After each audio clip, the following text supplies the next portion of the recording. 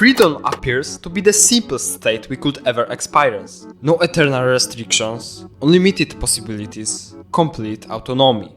But when you are faced with reality, where there are so many options, it's hard to grasp them all, and the paradox of choice strikes in full force. Psychologists describe it as a situation where the more choices you have, the harder it becomes to make a decision.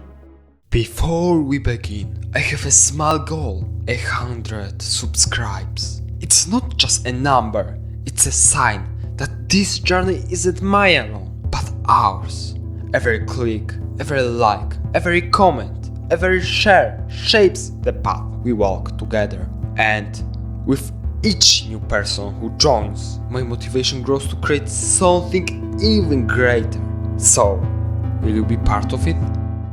Imagine a supermarket with shelves filled with hundreds of products variations, each promising better taste, better quality, better price. You stand there, analyzing labels, reading reviews, and a storm of questions browse in your mind. Did I choose well? Maybe the other one is better. What if I just fell for a passing trend? Every decision brings regret for the options left behind, creating new doubts.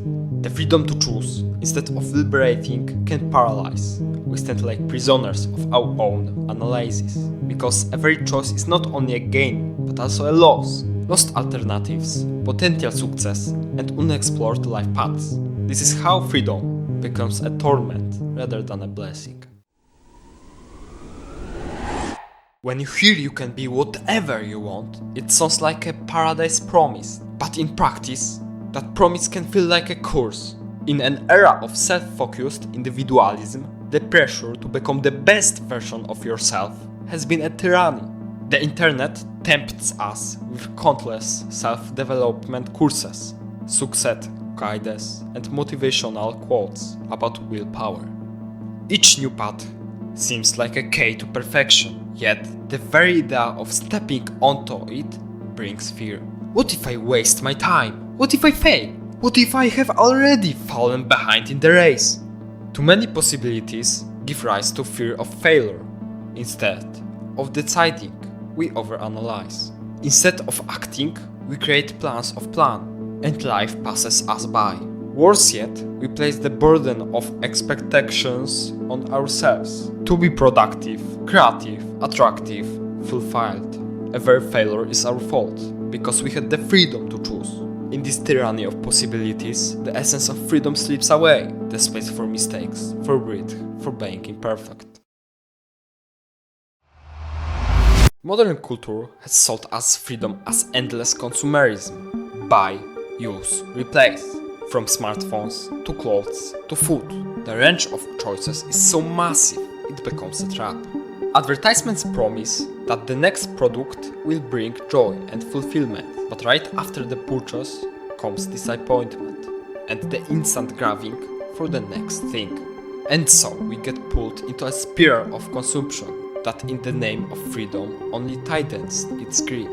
Virtual likes, Instagram success, follower counts, all becomes measures of fake freedom. Every post must be perfect to earn the approval of algorithms and crowds. And when the reaction doesn't come, we feel worthless, prisoners of digital validation. True freedom isn't chasing temporary reach and status, but the courage to reject consumerism and build a life on your own terms. Freedom means the right to silence, the right to allow yourself to be imperfect, the right to say no to yet another temptation. Even though we live in a society that celebrates individualism, we still function within invisibility chains, conventions, cultural habits, social expectations. Every smile, jacket, or political opinion places us in a specific category.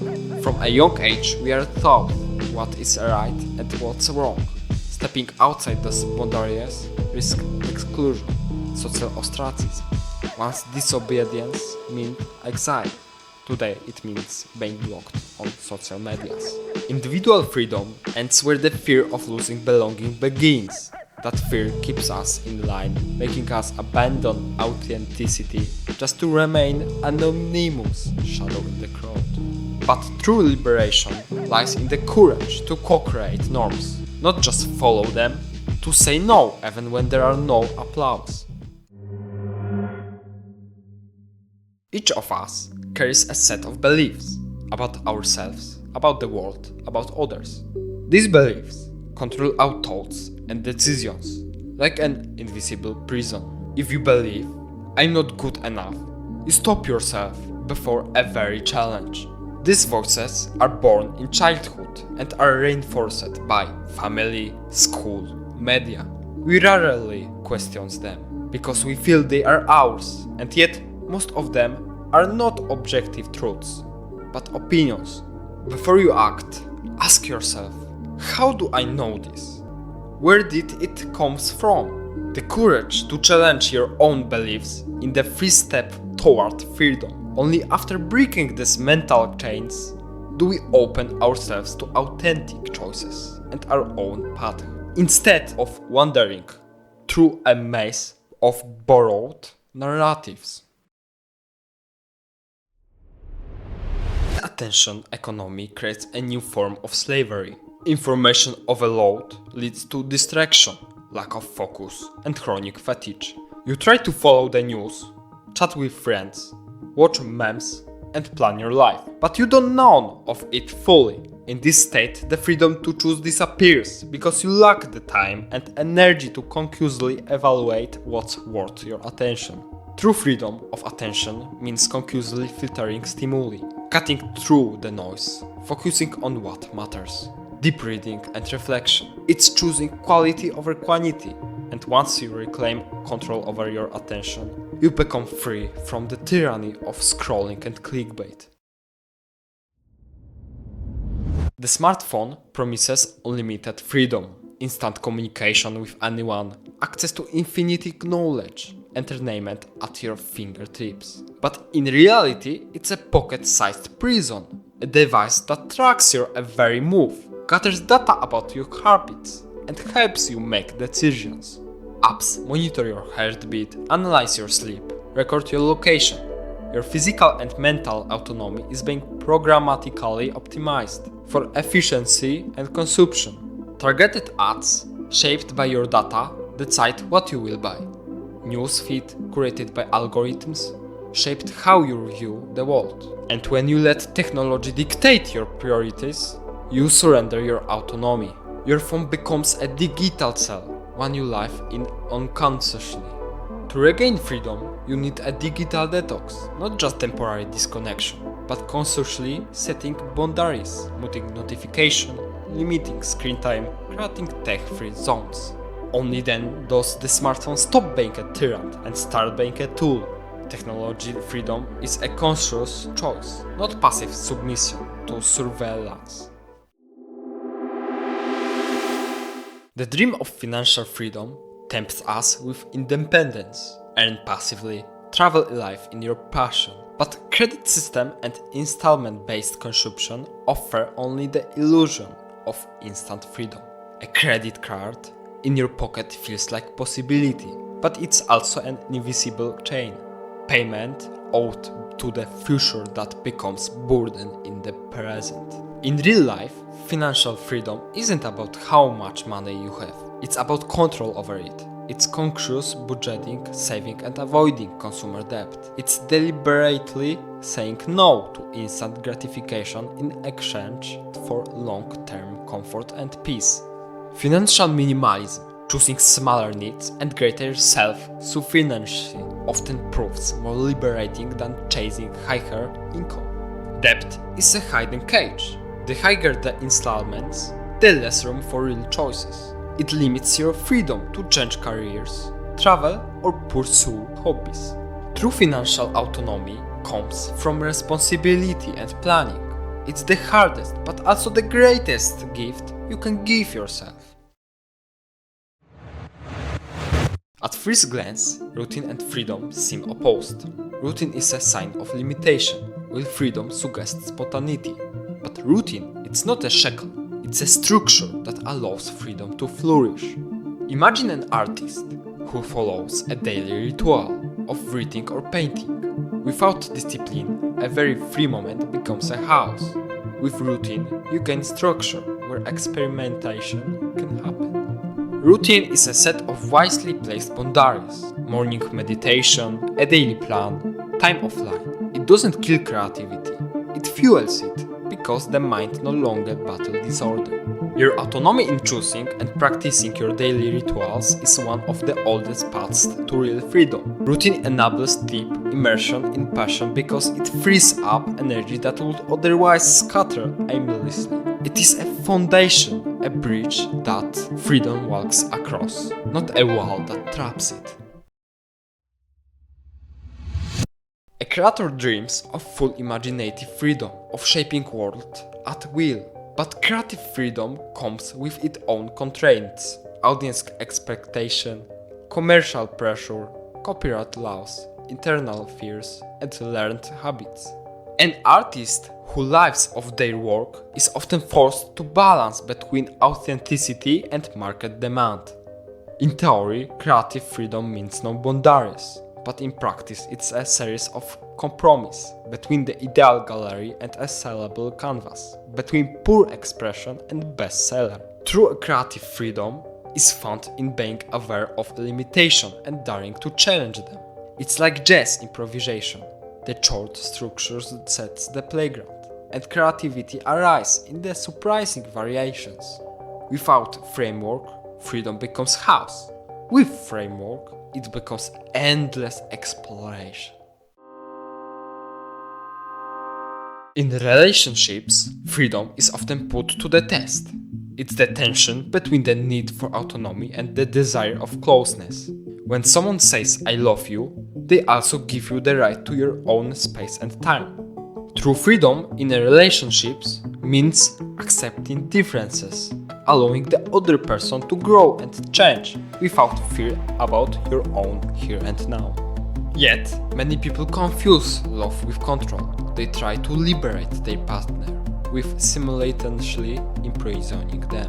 Decisions about shared budget, raising children, how to spend the free time are imposed with the beliefs that it's for their own good. This inner tension between freedom and security often creates drama. I love you, that's why I monitor you. But true maturity requires courage to believe that freedom of the other person does not threaten yours, but rather helps the relationship flourish. Freedom in love is a partnership that includes space for individual passions, not a constant attempt to fit in. It's the art of balancing between I and we. From a spiritual perspective, freedom is more than the absence of external limitation. It's a liberation from one's own illusion and fears. Buddhism teaches that attachment to desires is the source of suffering.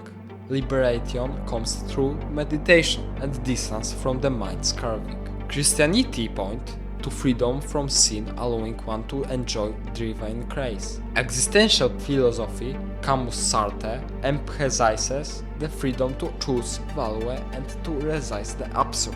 Existential freedom begins when we accept the lack of objective meaning in the world. It's the courage to assign our life its own purpose, even if that means confronting empathizes and uncertainty. When you accept that there is no path given from above, real freedom begins. Each day becomes a blank canvas you can fill with your own colors. In that, become the artist of your existence, because only then are you truly living, not just acting in someone else's script. Individual freedom does not exist in isolation.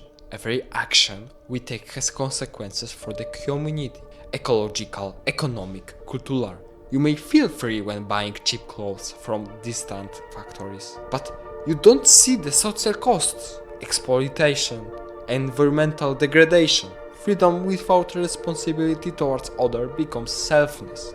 True maturity is the awareness of interdependence. Your autonomy stops being the priority when you take the common good into account. Prosocial actions, volunteering, ethical shopping, environmental care don't restrict freedom, they strengthen it. Social relationship built on trust and mutual respect create a solid foundation for personal choices.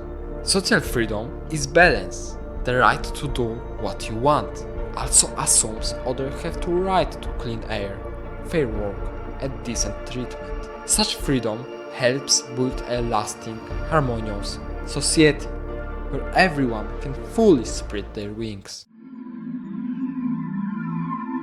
Artificial intelligence promises to relieve us from routine tasks and open doors to new possibilities.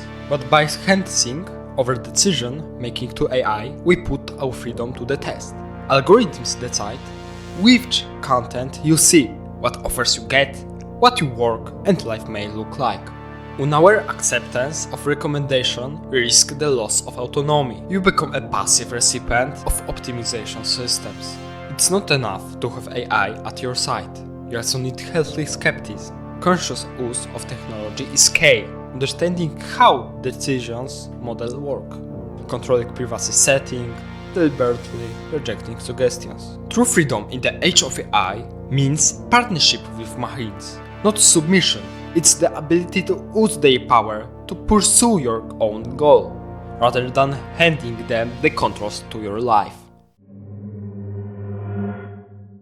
The climate crisis tests our freedom of choice on a global scale. You may be free locally to choose your car or diet, but your decisions affect the fate of the planet. It's an example of the highest form of interdependence. Our freedom ends where the destruction of the biosphere begins. Burning fossil fuels, industrial farming, cutting down tropical forests. This may seem like free choices now, but in the long run, they bind us in the chains. Each of us bears responsibility for the climate. Ecological freedom is achieved through reducing carbon footprint, supporting sustainable practice, and pushing for climate-conscious policies. True freedom is not the selfish I can, but the collective we should. It's a choice made on behalf of future generations, not just for our own comfort. The COVID-19 pandemic brought new challenges to the concept of freedom. Restrictions, lockdown, mask mandates were criticized as a violation for individual rights. But in the real world, one person's freedom can threaten the health of many. This is the dilemma: how far can we go with personal liberty when it risks the safety of a community? Historically, during measles outbreaks or the Spanish flu, school closures and ban on gathering saved millions.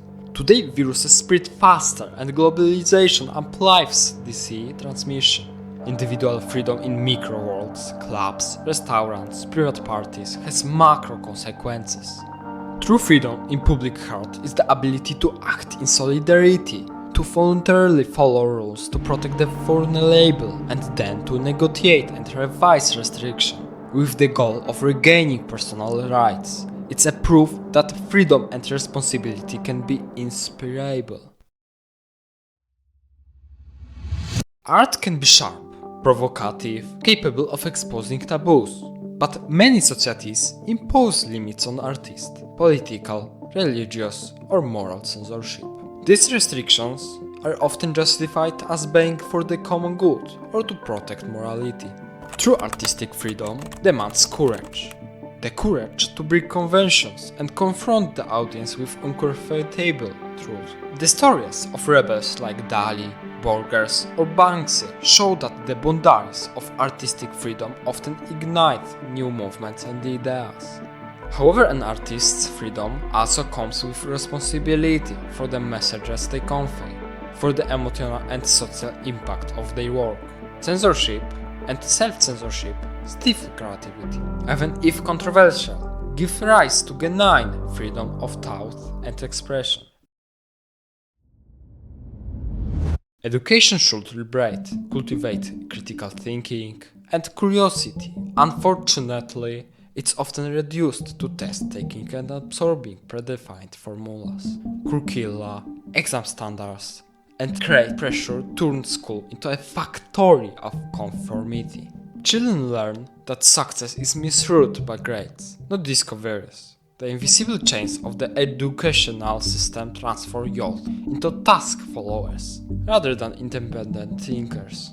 True educational freedom means changing how we teach. Project-based learning, critical inquiry, experimentation and discussion. It's giving permission to fail as part of growth. When education shapes not just knowledge but also freedom of thought, it becomes a force of progress, not a machine producing identical gratuities. Public space, parks, squares, plazas is where freedom is expressed through movements, gatherings and demonstrations. But private investments, surveillance and regulations increasingly restrict its nature.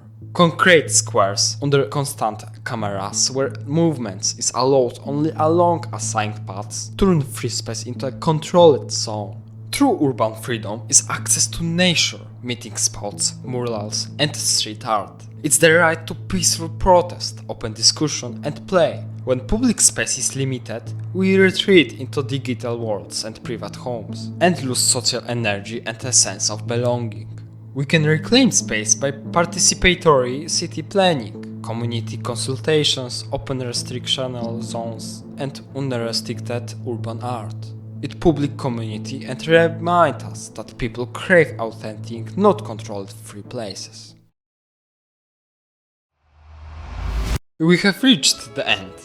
Freedom can be the greatest illusion, from too many options to social norms to digital chains. Each of the previous 19 segments has shown how easily freedom is surrendered to excess, fear or comfort.